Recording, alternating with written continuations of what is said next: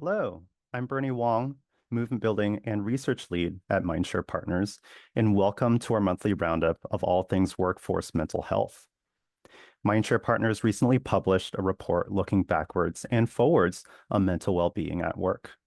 We document 7 defining trends this year, including the pivotal Oxford study uncovering the limitations of apps and wellness perks, diversity, equity, and inclusion efforts persisting amidst high-profile setbacks, and repercussions emerging following layoffs and mandated returns to office, among others.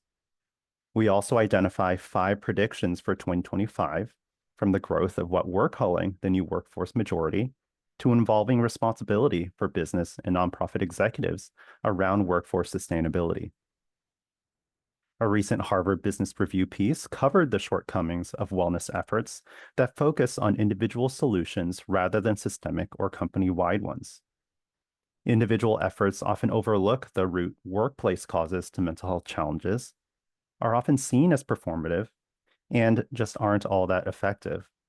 The piece paints a roadmap forward by amplifying employee voice, exploring shifts in organizational infrastructure, equipping leaders to steer that change, and integrating accountability.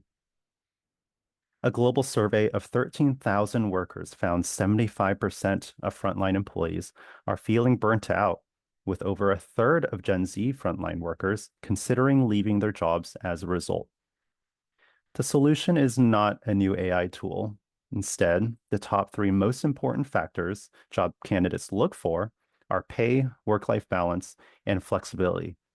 We've long known this, but true progress in these areas for Americans continues to look shaky.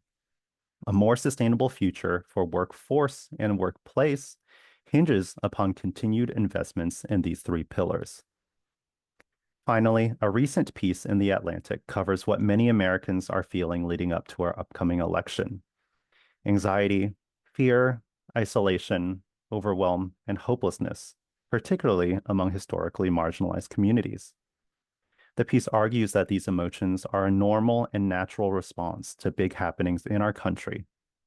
The writer encourages us to use these emotions to reflect on our values and avoid the risk of paralysis and despair, using them instead for action and change.